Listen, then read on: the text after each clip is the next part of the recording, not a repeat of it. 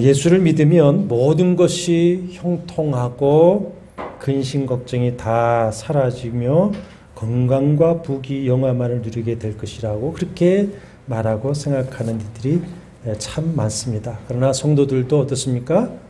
불신자처럼 병에도 걸리고 사고도 당하며 슬픔을 겪기도 합니다. 사람에게 상처받고 배반을 당하기도 합니다. 나를 고통스럽게 만들고 좌절시키는 문제를 당하기도 합니다. 실패를 모르는 삶을 살았으면 좋겠지만 우리는 실패하기도 하고 때로는 삶의 좌절을 겪기도 합니다. 실패에는 두 가지가 있다고 봅니다.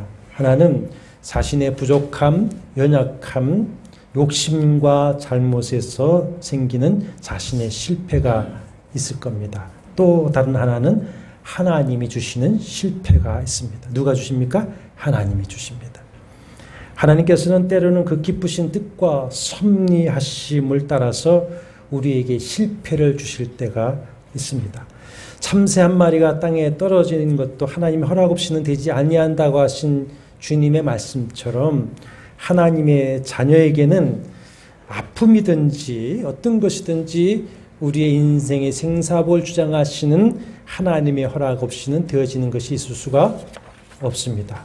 섭리 가운데에 실패를 허락하실 때가 있습니다. 이것을 가리켜서 신학적 용어로는 허용적 섭리다. 이런 허용적 섭리.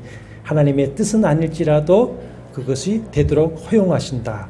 그러나 하나님께서는 오히려 그 모든 우리가 겪는 문제들을 이용하셔서 나에게 전화위복의 은혜를 주시는 것입니다.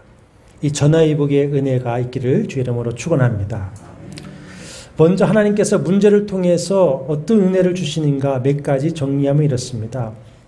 하나님께서는 문제를 통해서 우리가 나아갈 방향을 제시하십니다.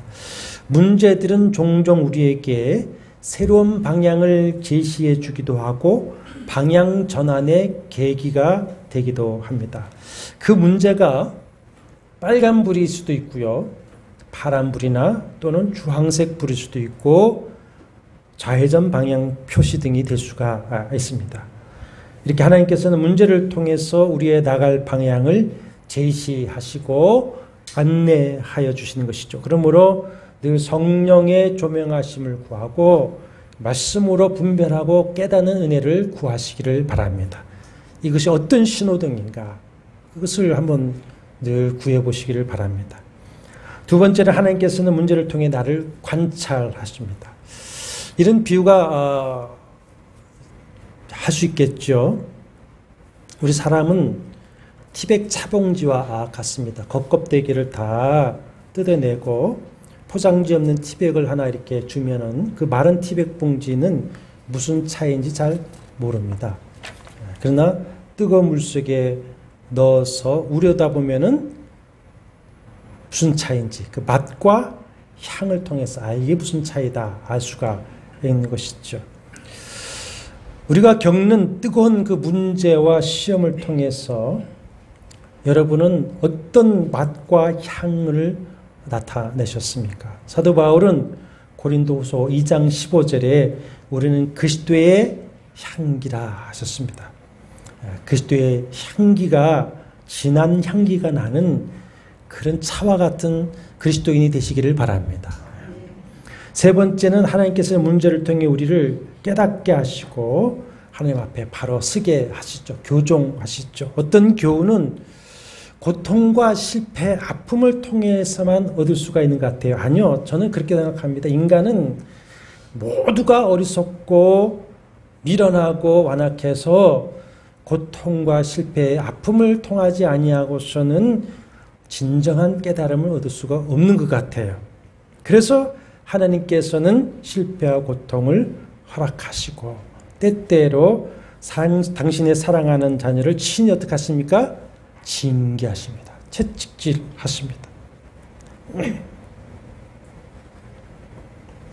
겨울에 난로를 피우면 아이들은 자꾸 궁금해서 그 난로를 만지라고 하죠. 아빠는 만지면 뜨거우니까 만지지 마라. 아이가 엄마 말 듣습니까?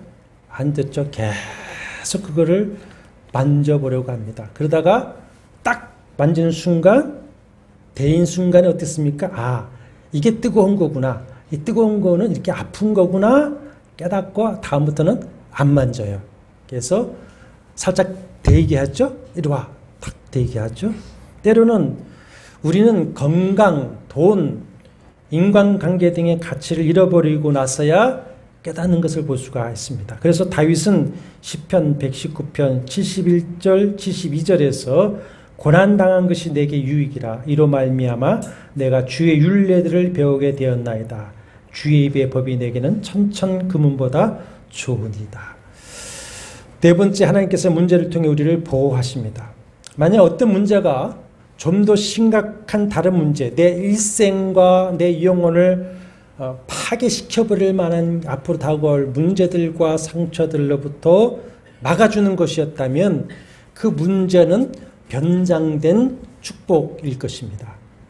어느 회사의 회계 담당 그리스도인이 사장이 시키는 비윤리적인 행위를 거부하는 것을 거부했기 때문에 해고당했습니다. 나는 이중장부 할 수가 없고 나는 거짓으로 비자금 마련할 수가 없습니다. 잘렸습니다. 해직, 실직 큰 문제였죠. 그런데 1년 후에 그 비리를 통해서 회사가 운영되었다고 하는 사실이 드러났을 때에 그때 그 비리를 거부하고 실직한 그 문제 때문에 그는 감옥에 갇히지 않을 수가 있었다라고 하는 것이죠. 다섯 번째, 하나님께서는 문제를 통해서 우리를 완전하게 만드십니다. 로마서 5장 3절과 4절 다만 이뿐 아니라 우리가 환난 중에도 즐거워하나니 이는 환난은 인내를 인내는 연단은 소망을 이룬 줄 압니다. 문제라고 하는 환난을 통해서 우리를 어떻게 하십니까? 연단하십니다. 연단. 우리가 천국에 갈 수 있는 조건은 하나님과의 관계입니다. 그리고 우리가 천국까지 가지고 갈 유일한 것이 있는데 그것은 우리의 성품입니다. 성품.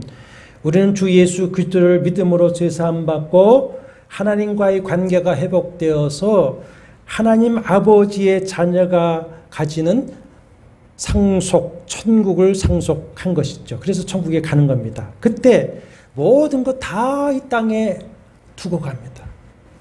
모든 것이 불심판에 사라집니다. 그러나 나의 성품 그대로 남아서 하나님 앞에 서서 심판을 받게 되는 것이죠. 하나님이 보시는 것은 나의 뭡니까?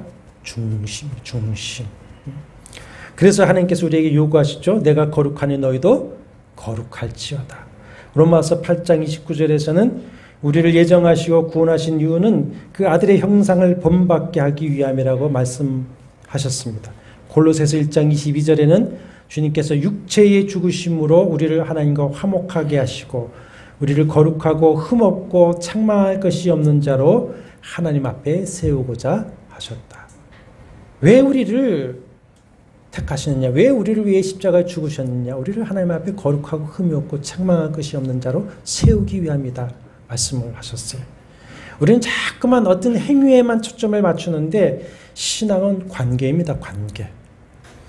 하나님은 우리의 행위 이전에 우리와 하나님과의 관계를 확인하시고요. 우리의 뭘 보시는 겁니까? 중심, 나의 성품을 보시는 거예요. 그렇기 때문에 하나님은 당신의 자녀들이 이 세상에 편안하게 사는 것을 원하지 않습니다. 오히려 나의 성품이 아들의 성품을 본받아 성숙해지고 온전해지는 데 관심을 가지고 그렇게 인도를 해 나가시는 거예요. 그래서 문제를 통해서 우리를 뭐 하십니까? 연단하시는 연단. 그렇다면 이제 내가 가지고 있는 문제에 대한 하나님의 뜻을 깨닫고 문제가 있을 때 이것이 하나님의 뜻이 뭔가 그것을 깨닫고 그 뜻을 따라 나아가면 되는 거 아니겠어요? 그럼 내가 가지고 있는 지금의 문제에 대한 하나님의 뜻이 무엇인가 하는 것은 말씀과 성령을 의지하셔야 됩니다. 하나님의 선하심을 신뢰하고 엎드려 기도할 때에 하나님의 영이신 성령, 하나님의 그 마음 계획을 하시는 성령께서 우리의 마음에 분별력을 주십니다. 분별력. 깨닫게 하십니다. 그리고 그 문제를 하나님의 시각으로 바라보게 하시고 그것을 풀어나갈 수 있는 지혜와 힘을 더해 주시는 것이죠. 그러므로 실패와 잘못을 인정하고 또 그 문제를 가지고 하나님께 나가서 그 실패와 문제를 하나님께 맡기면 전화위복의 은혜가 있게 되는 것을 믿으시기를 바랍니다. 시편 37편 5절 내 길을 여호와께 맡기라. 그를 의지하면 그가 이루시고 내 의를 빛같이 나타내시며 내 공의를 정오의 빛같이 하시리라다. 로마서 8장 28절 우리가 알거니와 하나님을 사랑하는 자 곧 그 뜻대로 부르심을 입은 자들에게는 모든 것이 나나주에 보면은 하나님이 모든 것을 그랬어요. 합력하여 선을 이루느니라. 우리가 하나님의 뜻대로 부르심을 받고 또 하나님을 사랑한다면 우리가 당한 그 어떤 실패와 고통과 잘못일지라도 그것이 전화위복이 되게 하신다는 말씀입니다. 오늘 본문 말씀에는 다윗이 바로 그런 전화위복의 은혜를 받는 것을 볼 수가 있습니다. 다윗이 블레셋의 골리앗을 죽이고 절체절명의 나라를 구한 후에 사울이 죽인 자는 천천히요 다윗은 만만히로다. 이렇게 다윗을 더 좋아하고 칭송하니까 사울 왕은 이제 남은 것은 내 자리뿐이다. 이렇게 생각하게 되죠. 그래서 사울 왕은 다윗을 죽이려고 여러 차례 시도하지만 실패하게 됩니다. 이런 사울을 피해서 광야로 피난 생활을 하던 다윗은 그의 동료들과 함께 그 사울의 추적을 피하기 위해서 블레셋으로 망명합니다. 내가 블레셋 땅에 들어가면 사울 왕이 쫓아오지 못할 거 아니겠느냐. 그래서 블레셋의 가드성에 가서 아기스 왕에게 망명합니다. 망명이라고 하는 그 원어를 어제 공부해 보니까요. 떨어졌다라고 하는 뜻인데 영적으로는 타락했다 이런 뜻을 가지고 있기도 합니다. 21장에 앞으로 가보면은 거기서도 또 먼저 다윗은 아기스에게 갔었습니다. 아기스에게 갔다가 신하들에게 정체가 탄로나자 두려워서 미친 척합니다. 미친 척 해가지고 방심한 틈을 타서 도주에 나왔죠. 이번에는 그 블레셋 아기스 왕의 배려로서 블레셋 땅 내에 시글락이라는 것에 정착하게 됩니다. 37장에 보면은 27장에 보면 1년 4개월 동안 지내는데 거기서 가짜 충성을 보입니다. 가짜 충성. 그러면서 왕의 신임을 받으며 1년 4개월을 잘 지내게 되죠. 그러던 중에 28장과 29장에서 블레셋이 이스라엘을 치려고 군대를 총동원해서 맞서 싸우러 올라가게 됩니다. 근데 보십시오. 다윗이 블레셋 아기스 왕의 28장 2절에 보면은 머리 지키는 자가 됩니다. 머리 지키는 자는 경호대장이죠. 경호대장이 되어서 블레셋 군대와 함께 이스라엘을 치려고 함께 항호를 하고 있는 것을 볼 수가 있습니다.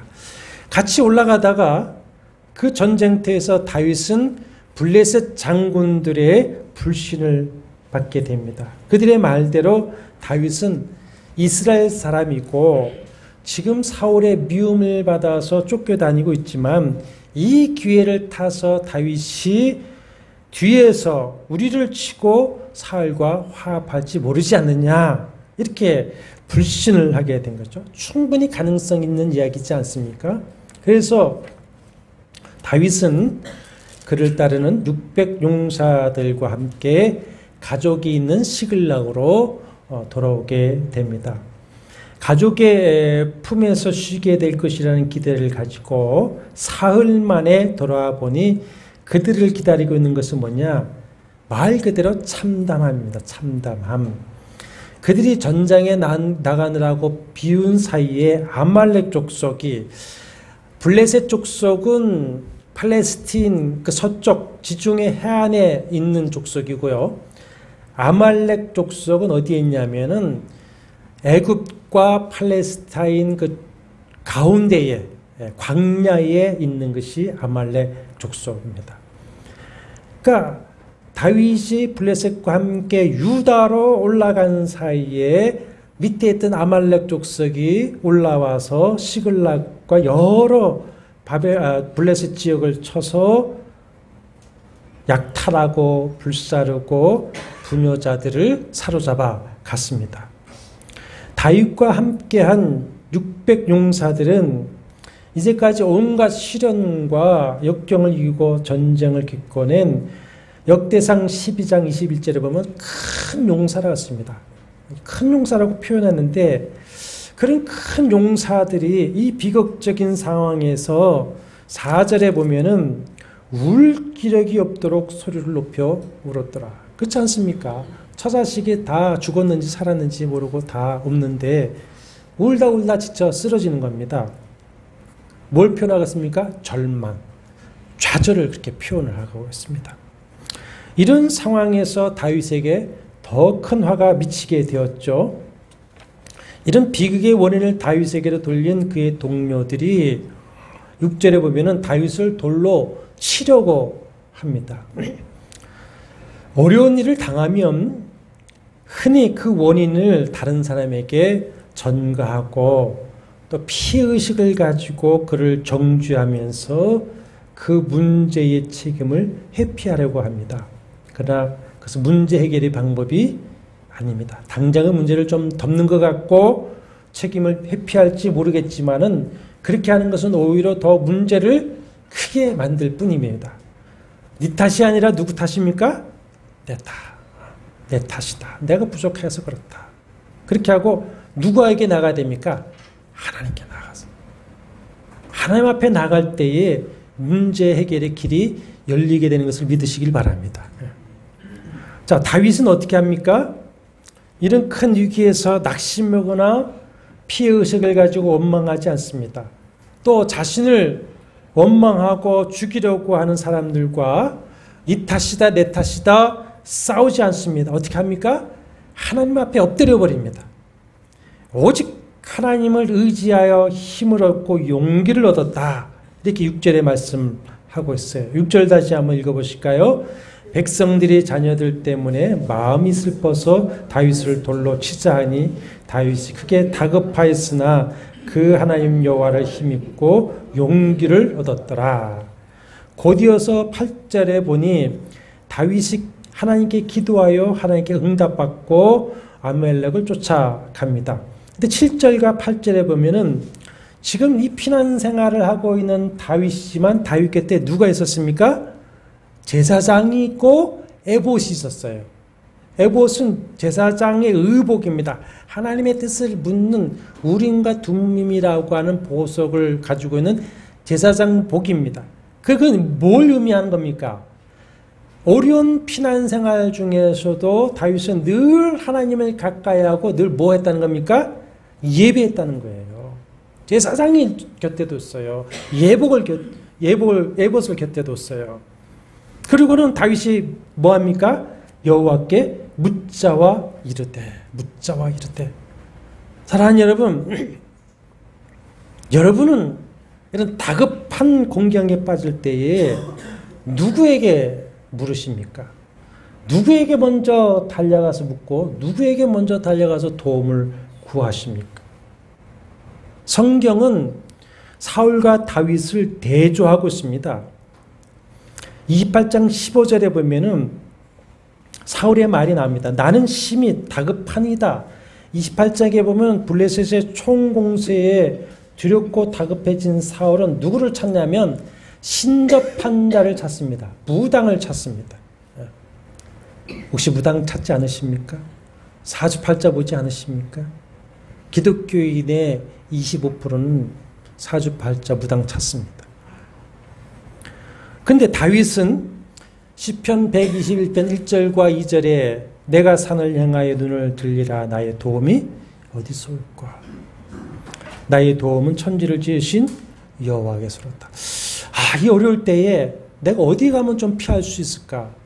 어디 가면 도움을 받을 수 있을까? 저 산에 가면 좀 피할 수 있을까? 저 사람에게 가면 될까? 다 둘러보다가 아니야. 나의 도움은 오직 누구에게 있다? 하나님께 있다. 아멘이십니까? 21장 10절 이하에는 다윗은 사울을 두려워하여 가드 왕에게 도망을 합니다. 그러나 자신의 정체가 탄로나자 뭐 했습니까? 미친 척을 하며 도망 나왔었습니다. 그 경험을 가지고 22장에서는 동료와 부모님과 함께 모압 왕에게 갑니다. 근데 모압 왕에게 가는데 뭐라고 말을 하느냐? 3절에 보면은 하나님이 나를 위하여 어떻게 하실지 내가 알기까지 잠시 당신들과 함께 있기를 청합니다. 그렇게 말합니다. 하나님이 나를 어떻게 하실는지 내가 알기까지. 그러자 5절에 보면 선지자 갓이 다윗에게 뭐라고 합니까? 이곳에 있지 말고 유다 땅으로 들어가라. 하나님의 뜻을 전하죠. 그러니까 그곳을 떠나 유다 헬의 숲풀에 들어갑니다. 요새가 안전하지 숲이 안전합니까? 팔레스틴의 숲이라고 하는 게 여러분 그렇지 않습니까? 그런데도 하나님이 가라 하시니 갑니다. 그런 경험들을 가진 다윗은 지금 다급하지만 돌에 맞아 죽을 지경이 되었지만 즉시 하나님께 무릎을 꿇습니다. 묻습니다. 도움을 구합니다. 쫓아가라 이거죠. 주님 대답하시죠. 그래서 아말렉을 쫓아가는데 11절 이하에 그런 얘기가 쭉 나옵니다. 아말렉이 병이 들었다고 버린 애굽 노예 하나를 구해주게 됩니다. 다급한 마음 같으면 지금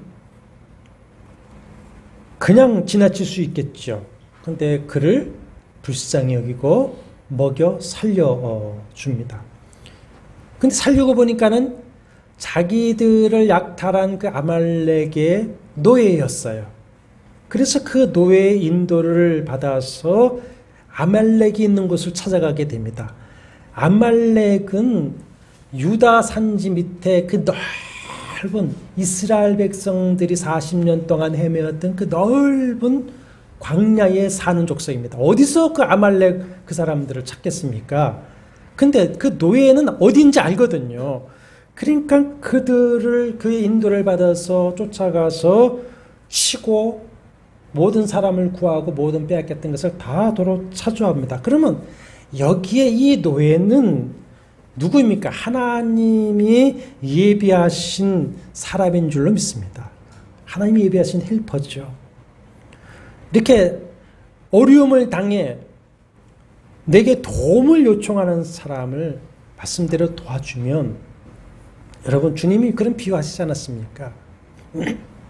어려운 사람을 도와줘라. 그러면 네가 어려울 때 그 사람이 너를 어떻게 할 것이다? 영접할 것이다 그러셨어요. 영접할 것이다.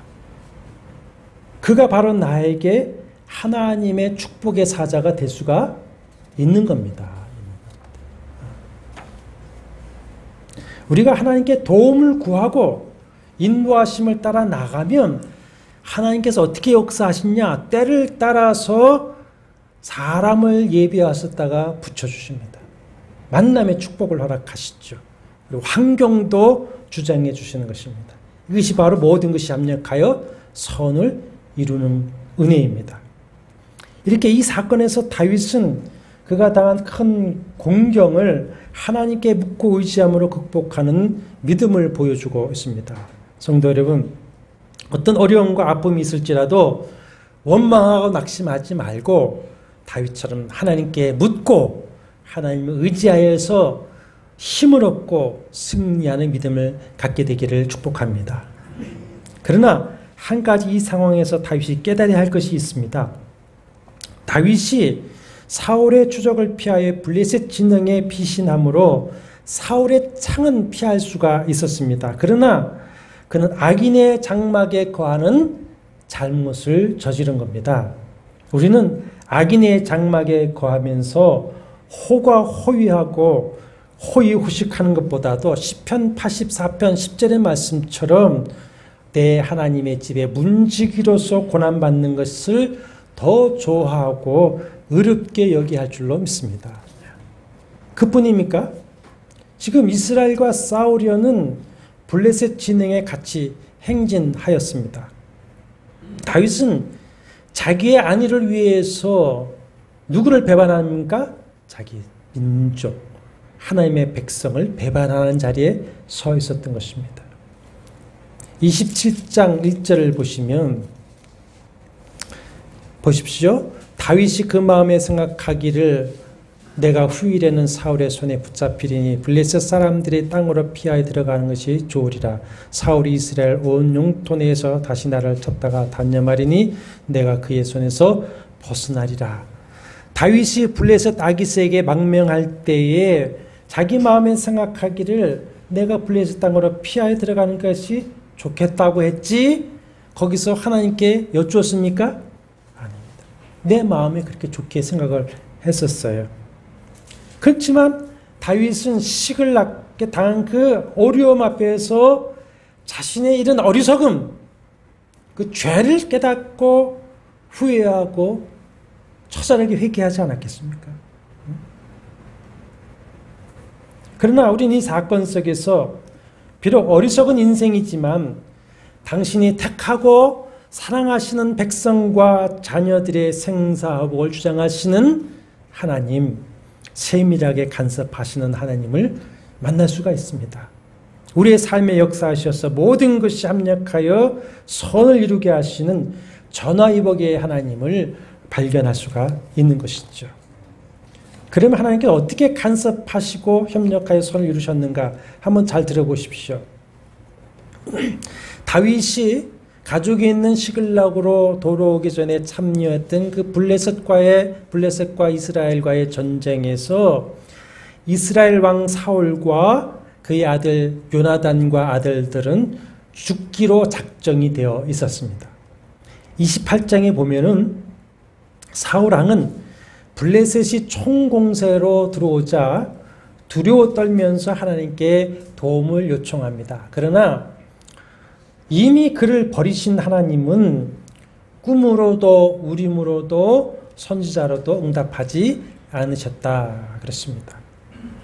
두렵고 다급해진 사울은 신접한 여인을 찾아가서 죽은 사무엘의 혼을 불러왔죠. 거기서 나타난 사무엘의 혼은 사탄이 가면을 쓴 것입니다. 그리고 하나님이 악도 선용을 하시죠. 하여튼 그 사무엘의 혼이라고 올라온 그 영이 뭐라고 하냐면 이미 하나님이 너를 버리셨기 때문에 이 전쟁에서는 내일 너와 내 아들들이 죽을 것이다. 이렇게 예언을 합니다. 이건 하나님 앞에 커다란 죄악이고 많은 문제가 있는 일입니다만은 아까도 말씀드렸듯이 하나님은 모든 악도 선용하시는 거예요. 그 예언대로 이제 본문 다음 장인 31장에 가면은 사울과 그의 아들들이 전쟁에서 죽임을 당하게 됩니다. 한편 다윗은 그 전쟁에 블레셋 편이 되어서 이스라엘과 싸우려고 올라갔지만 블레셋 장군들의 불신과 미움을 받아서 시글락으로 돌아왔죠. 사흘 만에. 그리고 시글락에서 만난 비극 때문에 가족을 찾으러 남쪽으로 내려갔습니다. 남쪽 아멜렉을 쫓아가게 되었습니다. 그러는 동안에 다윗은 그 전쟁에 참여할 수가 없는 거죠. 전혀 상관없는 자가 되었죠. 그렇죠? 전쟁은 이 유다 북쪽에서 일어났는데 그 시간에 모든 사람이 다 알고 있어요. 아, 다윗은 가족을 찾으려고 저 남쪽으로 내려갔다. 이렇게 된 거예요. 만약에 다윗이 그 전쟁에 참여해서 이스라엘과 싸웠다면 어찌 될 뻔하는 겁니까? 그가 직접 사울과 아들들을 죽이지 않았다고 할지라도 그가 사울을 죽인 것으로 오해될 겁니다. 그렇지 않습니까? 그렇게 자기를 죽이려고 하는 사울을 죽였다. 그리고 자기가 그렇게 사랑하는 다윗 요나단도 죽였다. 이렇게 될 겁니다. 그리고 자기 백성을 대적하고 동족을 죽인 자로 낙인 찍히게 될 것입니다. 그렇게 되면 다시는 이스라엘로 돌아올 수가 없게 될 것이고 하나님이 약속하신 대로 이스라엘 왕이 될 수가 없는 것이죠. 하나님이 아주 세밀하게 간섭하셔서 그 자리에서 구별시켜 버리신 것을 볼 수가 있습니다. 여기서 우리는 우리의 실패와 잘못까지도 변화시키셔서 선하게 인도하시는 하나님의 역사를 발견할 수가 있는 것이죠. 그리고 하나님이 다윗을 왕으로 세우시겠다고 하는 그 언약을 늘 기억하시고 그 약속을 이루시기 위해서 다윗의 삶 가운데 함께 하시고 간섭하시며 돌보시고 인도하시는 그 하나님의 신실하심을 이 사건에서 우리는 발견할 수가 있는 것입니다. 그래서 잠언서 3장 5절과 6절에 말씀하고 있습니다. 너는 마음을 다하여 여호와를 신뢰하고 내 명철을 의지하지 말라. 너는 범사의 그를 인정하라. 그리하면 내 길을 지도하시리라. 너는 사랑하는 여러분, 살아오면서 때로 말 못할 고통스러운 날이 있으셨죠. 그렇죠? 근데 그 고통으로 인해서 우리는 누구를 만났습니까? 하나님을 만납니다. 그 고통으로 인해서 살아계신 하나님의 손길을 체험하고 하나님과의 관계를 회복하는 기회가 되었다고 하는 간증을 하는 사람들이 많이 있습니다. 그러니까 우리 모두의 간증일 것 같아요. 그러므로 앞으로 어떤 실패하고 상처받고 고통을 경험하고 하게 될지라도 여러분 감사하시길 바랍니다. 감사. 왜요? 그 기회가 바로 하나님 앞에서 먼저는 자신의 교만과 자만에 끼어져서 겸손하게 하나님 앞에 엎드리고 하나님을 의지하는 기회가 되기 때문입니다. 그 교만이 계속 가면 패망에 이르게 되는 겁니다. 교만과 자만이 계속 가면은 비참함을 체험하게 될 겁니다. 근데 하나님이 그 전에 어떻게 합니까? 낮추시는 것이죠. 그러니 감사해야죠. 그리고 그것이 더 깊고 이제는 아주 헤어나올 수 없는 늪에 빠지지 않도록 나를 보호해주는 보호장벽이 될 수도 있는 것입니다. 그리고 말씀한 대로 우리는 실패를 통해 하나님을 가까이 하게 됩니다. 시편 73편 28절 하나님께 가까이함이 복이라 했습니다. 우리가 혹시 이 세상 것을 다 잃는다 해도 하나님을 얻으면 바로 그것이 복인 줄로 믿습니다. 왜? 거기에 생명이 있거든요. 거기에 생명. 또 살아계신 하나님의 역사, 손길을 체험하고 사랑받을 수 있는 기회이기 때문에 감사해야 됩니다. 비록 죄를 지었을지라도 주님 앞에 나아가 회개하고 맡기면 주님이 어떻게 하십니까? 용서하십니다. 그리고 그 죄악으로 인해 내가 수치를 당하지 않도록 주님이 덮어주십니다. 그리고 그 기회를 통해서 나를 성결의 삶으로 인도해 나가시는 것입니다. 사람은 너나 할 것 없이 건강하고 잘되고 부유해지면 형통한 것 같으면 자만해집니다. 그래서 교만한 마음이 커지게 되고 실질적으로 하나님과 멀어지게 되어 있습니다. 멀어지게 돼요. 그러나 실패하고 아프고 상처받을 때에 내가 얼마나 어리석은 인간인가, 얼마나 약한 인생인가 깨닫게 되죠. 그리고 하나님을 가까이 하게 됩니다. 하나님을 의지하게 됩니다. 하나님의 은혜라는 것을 인정하게 되고 하나님께 인생을 맡기고 하나님의 오시기 의로운 길을 걸어가게 되는 것입니다. 그래서 시편 73편 27절 28절에서 무릇 주를 멀리하는 자는 망하리니 음녀같이 주를 떠난 자를 주께서 다 멸하셨나이다. 하나님께 가까이함이 내게 복이라. 내가 주 여호와를 나의 피난처로 삼아 주의 모든 행사를 전파하리로다. 실패하고 좌절하고 상처받고 고난받을 때에 오히려 하나님을 가까이 하는 자에게는 하나님이 어떻게 하십니까? 전화해볼 주세요. 새 기회를 주세요. 새 축복의 길을 열어주세요. 승리의 길을 열어주세요. 그래서 찬송가 370장에 그렇게 우리가 노래하고 고백하지 않습니까? 그 두려움이 변하여 내 노래, 내 기도 되었고 전날의 한숨 변하여 내 노래 되었네. 내 주와 맺은 언약은 영불변하시니 그나라 가기까지는 늘 보호하시네. 그렇습니다.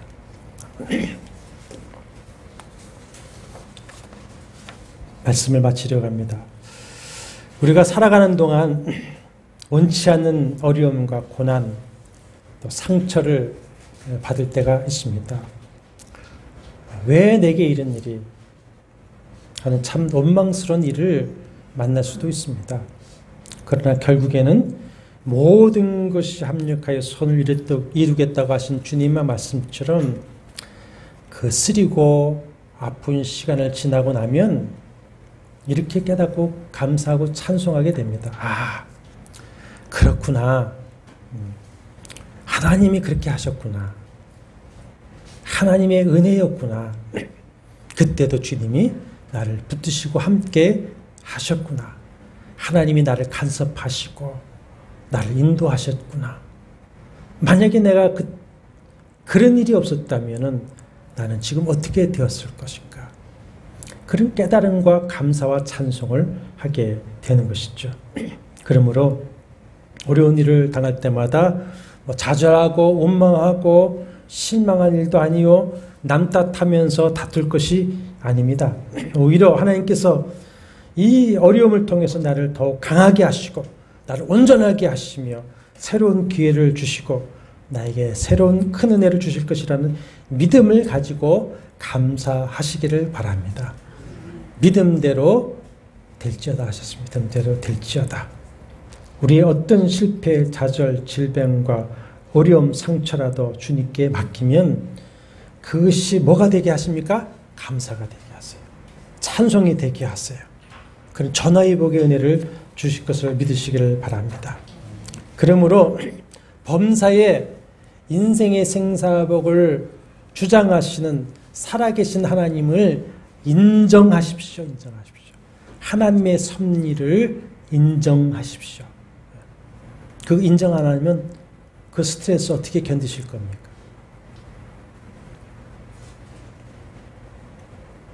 우리 당리하다 보면 제가 걱정의 말을 하면 우리 장로님들이 그래요.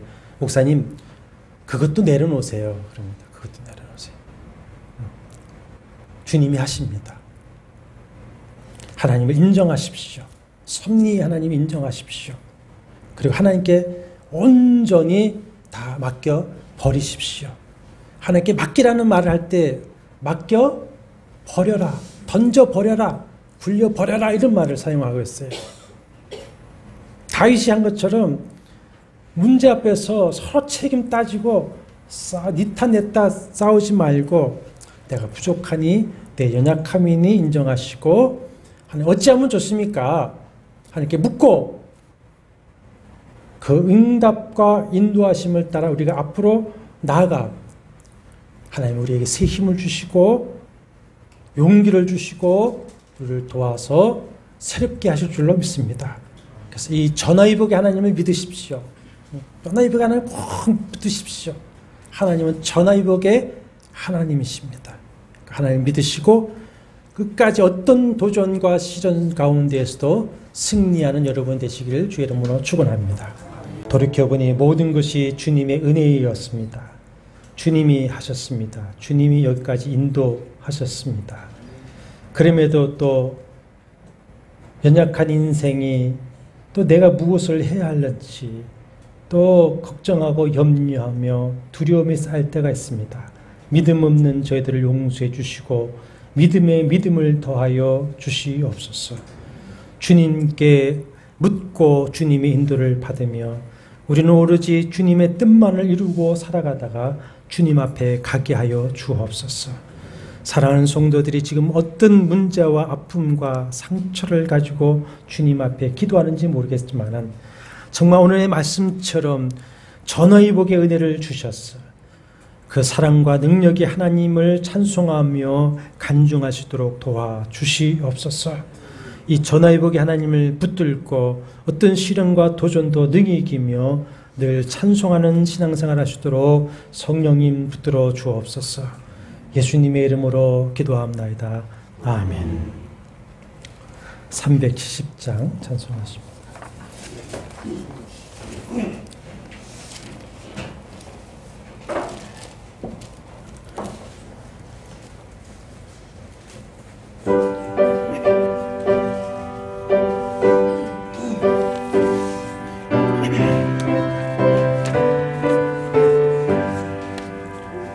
주 안에 있는 나에게 딴 근심이 있으랴. 십자가 밑에 나아가 내 짐을 풀었네. 주님을 찬송하면서 할렐루야 할렐루야. 내 앞길 멀고 험해도 나 주님만 따라가리. 그 두려움이 면하여 내 기도 되었고, 전날의 한숨 연하여 주님을 찬송하면서 주님을 찬송하면서 할렐루야 할렐루야. 내 앞길 멀고 험해도 나 주님만 따라가리. 내 주는 자기 하셔서 늘 함께 계시고, 내 궁핍함을 아시고 늘 채워주시네. 주님을 찬송하면서 할렐루야 할렐루야. 내 앞길 멀고 험해도 나 주님만 따라가리. 내 주와 맺은 언약은 영불변하시니, 그 나라 가기까지는 늘 보호하시네. 주님을 찬송하면서 할렐루야 할렐루야. 내 앞길 멀고 험해도 나 주님만 따라가리. 이제 평안한 마음으로 세상에 들어가십시오. 선한 일의 용기를 가지시며 악을 악으로 갚지 마십시오. 항상 연약한 자를 도우시며 병든 자를 찾아보시며 곤란당한 이웃을 위로하십시오. 모든 사람을 존경하시며 주님께 봉사하고 주님을 사랑하십시오. 모든 일에 믿음과 사랑으로 행하시며 어떤 일에도 소망을 포기하지 마십시오. 그리고 거룩한 성령께 순종하며 기쁨과 감사의 생활을 해 나가십시오. 우리 하나님 아버지는 여러분을 항상 도와주실 것입니다. 주 예수 그리스도의 은혜와 하나님의 사랑과 성령의 교통하심이 너희 무리와 함께 있을지어다. 아멘.